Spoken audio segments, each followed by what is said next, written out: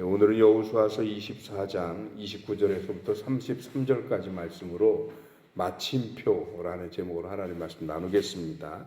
오늘 본문에는 두 사람의 장례식이 크게 등장하고 엄밀히 말하면 세 사람 엘르아살의 죽음까지 장사 지내는 그런 장례식의 모습이 나옵니다. 그런데 이 장사 지내는 사람의 면면이 심상치가 않습니다. 첫 번째로 장사 지낸 사람이 여호수아고요. 두 번째가 요셉인데 원래 요셉은 죽은 지가 오래됐어요. 그런데 요셉의 유고를 애굽 땅에 묻지 말고 꼭 가나안 땅에 내 아버지들 내 조상의 땅에 장사 지내달라는 유언이 있어서 그래서 요셉의 두 아들들이 이제 그 요셉의 유고를 가지고 가나안에 가기 위한 이 광야 여정을 다 지냈단 말입니다. 그랬던 그 요셉의 유고를 마침내 가나안 땅에 한 번 더 장사를 지내는 장면입니다. 그 다음에 아론의 아들 엘르아살, 그런데 엘르아살이 제사장이죠. 그리고 그 엘르아살의 아들이 비느하스거든요. 그러니까 계속 제사장으로 내려오는데 이 엘르아살과 아론이 해낸 게 뭐냐면 광야 생활을 하면서 이른바 이스라엘이 하나님의 나라이자 제사장 나라로 세워지는데 아주 중요한 역할을 감당했던 사람들이 또 엘르아살과 아론입니다.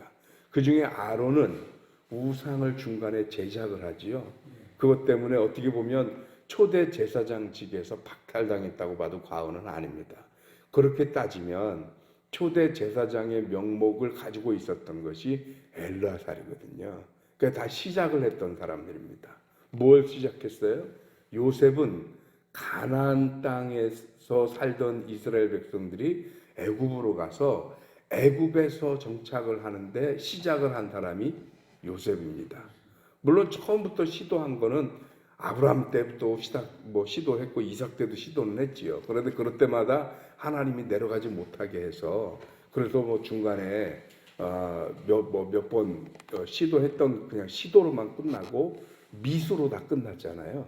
그런데 요셉이 선택하고 또 기대하고 바랬던 것은 아니에요. 요셉이 이스라엘 백성들을 애굽에 데려다가 거기서 종살이를 하라고 거기다 데려간 건 아니잖아요. 요셉이 애굽에 가서 총리 대신이 되었고 그때 마침 그 인근에 7년 동안에 아주 대기근이 생겨서 그 기근을 피하기 위해서 내려간 게 그만 애굽 땅에도 정착이 되었고 400년이 넘도록 종살이를 하게 된 이유가 된 거지요. 그런데 이유야 어찌 되었든 분명한 건 뭐냐면 요셉이 애굽의 총리 대신이 되었던 것 때문에 이스라엘의 애굽의 종살이는 시작이 되었다라는 것입니다. 그러니까 요셉은 자기 때문에 이스라엘 백성들이 애굽 땅에 정착하게 살게는 되었지만 상징적으로 요셉은 죽으면서 이스라엘 백성들이 하고 싶은 말이 있었던 거예요. 그게 뭐냐? 이곳 고센 땅에서 모든 것이 넉넉하고 풍요롭게 너희들이 정착하고 살지만 우리들이 묻힐 곳은 여기가 아니다. 우리들이 묻힐 곳은 이 종살이하는 남의 땅이 아니고 오늘 요셉이 죽은 땅을 보니까 32절에 보면 이렇게 되어 있어요. 또 이스라엘 자손이 애굽에서 가져온 요셉의 뼈를 세겜에 장사하였으니 이곳은 야곱이 베크시타를 주고 세겜의 아버지 하몰의 자손들에게서 산 밭이라 이렇게 되어 있습니다. 값을 치르고 산 밭입니다. 크시타라는 것은 무게의 단위입니다. 그래서 은 1크시타, 2크시타, 금 1크시타, 2크시타 달란트처럼 그렇게 부르는 말이에요. 그런데 안타깝게도 그 무게가 어느 정도인지 지금까지 정확히 전달되지는 않습니다. 제가 이 말씀 준비하느라고 어저께 한 30분을 넘게 온 컴퓨터를 뒤져봐도 이 모든 기록이 다 뭐냐면 정확하게 알려지지 않았다라는 기록 외에는 없어요. 그러니까 상당한 가격일 거라고 추산은 돼요. 그런데 분명한 게 뭐냐? 이것은 정확하게 야곱이 값을 치르고 산 땅이기 때문에 이 땅에 사는 동안은 신분이 뭡니까? 그 땅의 주인인 거지.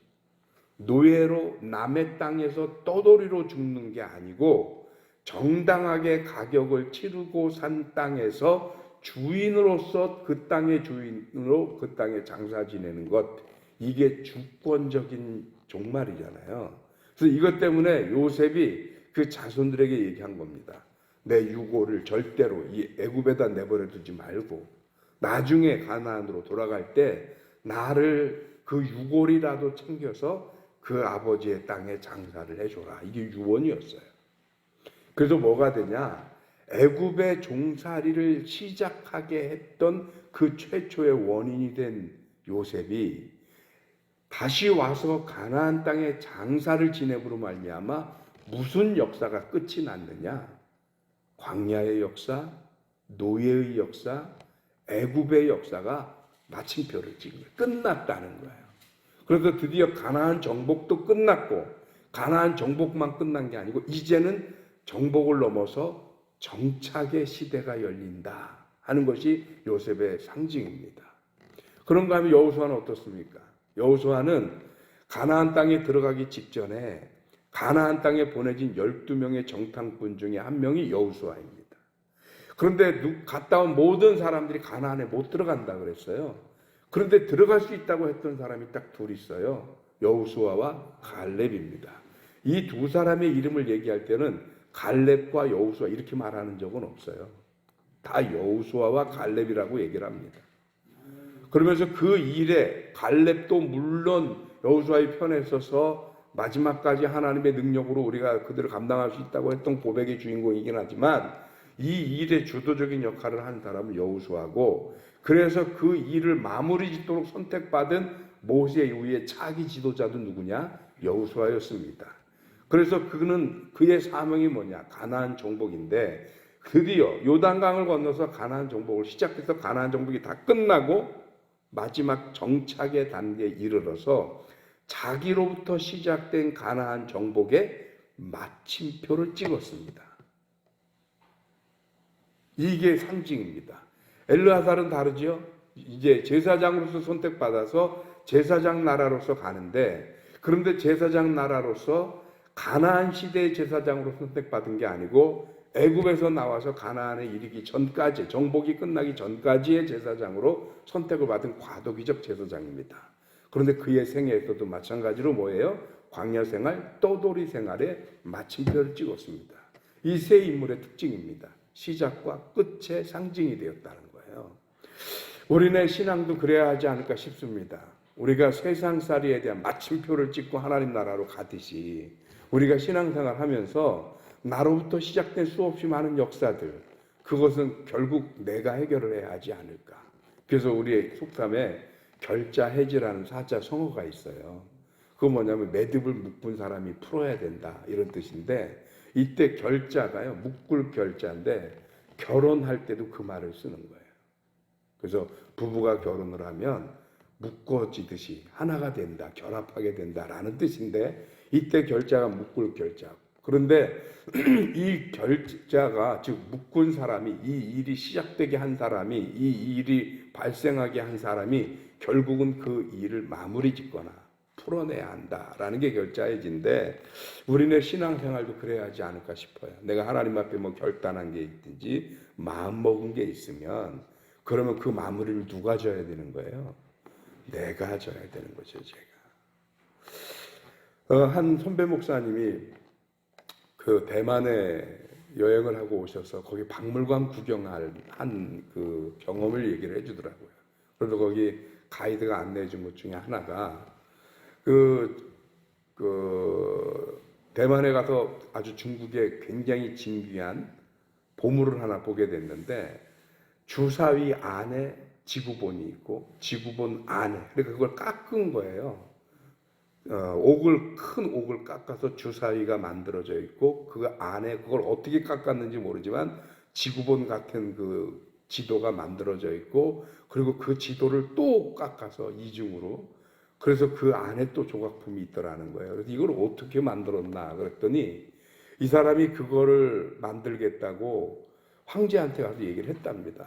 또 황제가 그게 어떻게 가능하냐? 뭐 저런 놈이 다 있냐? 그러고 나서 쫓아냈더니 그 다음번에는 아예 돌멩이 옥을 가지고 와서 그래서 또 내가 이걸 마저 만들겠다고 또 쫓아왔더라는 거예요. 그래서 저놈 자식이 그냥 내버려 두니까 자기 기술 묻기 저러는데 손을 잘라버려라 그랬다는 거예요. 그래서 황제가 손을 잘랐어요. 그래서 내보냈어요. 그랬더니 이 사람이 그 잘라진 다른 손, 오른손을 자를 때 왼손으로 이제 하는 기술을 배워갖고 온 거예요.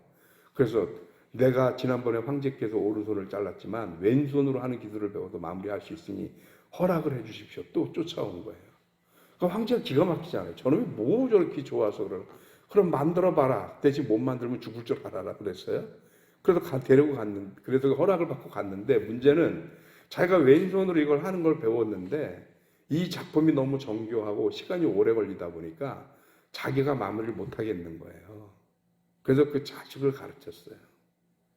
그래서 자식을 뭐 재주가 있는지 없는지도 모르는데 무조건 가르쳐서 이거를 완성하게 합니다. 근데 그 자식 때에도 완성이 안 됐어요.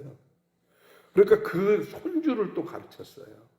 그리고 손주 때 완성이 됐대. 3대에 걸쳐서. 그래서 처음 그걸 만들겠다고 한 사람은 죽었고, 그리고 그걸 허락해준 황제도 죽었는데, 그런데 그 작품은 만들어져서 그 다음 황제에게 이게 올려졌다라는 거예요. 그래서 이 작품은 무엇이 중요하냐면 이 작품을 기획해서 제작해서 만들어서 완성하기까지의 그 의지, 그 결연한 의지 때문에 이 작품이 뭔 작품이냐, 수준이 어느 정도냐 이런 것보다 그것의 가치가 그 무엇보다도 귀하게 매겨졌다 하는 것을 자기가 보고 왔다고 얘기를 하는 걸 들었어요. 그걸 보면서 야, 사람이 뭔가를 마음 먹고 끝장내려고 마음 먹으니까 팔이 잘라지면 다른 팔로 하고, 내 생에 못하면 다음 세대에 하고, 아들이 못하면 손자에게까지 이어서 그 일을 하게 하는 그 의지가 사람에게 있을 수 있구나 하는 것을 깨닫습니다. 오늘 저와 여러분들이 하나님 앞에 계획하고 결단하는 일이 있으면 반드시 마무리를 지었으면 좋겠어요. 아멘. 오늘 요셉이 그의 생의 마무리를 통해서 모든 노예살이를 마무리를 지고 마침표를 찍듯이, 여호수아가 가나안 정복의 마침표를 찍듯이 우리 인생에 하나님 앞에 결단한 것이 있으면 마침표를 찍는 저와 여러분들이 되시길 주님의 이름으로 축원합니다. 아멘. 기도하겠습니다. 하나님 고맙습니다. 그 신은혜 주셔서 우리로 하여금 믿음의 선조들을 통해 이런저런 많은 것들을 배우게 하시니 감사드립니다. 아멘. 중요한 것은 무슨 일이든 작정하고 시작했으면 마무리할 수 있는 우리들이 되게 하여 주옵소서. 아멘. 요셉이 그 시대를 마무리하고 가나안 시대를 열어가는데 중요한 마침표를 찍었습니다. 여호수아는 가나안 정복을 마무리하고 이제 제사장 나라로서 하나님의 선하신 뜻을 세우는 하나님의 나라가 세워지는 일에 아주 중요한 마침표를 찍었습니다. 우리네 생애는 무엇을 향한 마침표가 될지 알 수 없으나 우리에게 맡겨진 삶, 맡겨진 사명 온전히 감당해서 끝까지 감당해냄으로 말미암아 우리를 통하여 하나님의 몸된 제단이, 그리고 이 시대가 하나님의 선하신 뜻으로 세워질 수 있는데 쓰임받는 우리들이 되게 하여 주시옵소서. 사랑하는 성도들을 지키시고 저들의 가정과 경영하는 기업과 자녀들을 축복해 주시기를 간절히 바라고 원하오며 우리 주님 예수 그리스도 이름으로 기도하옵나이다. 아멘.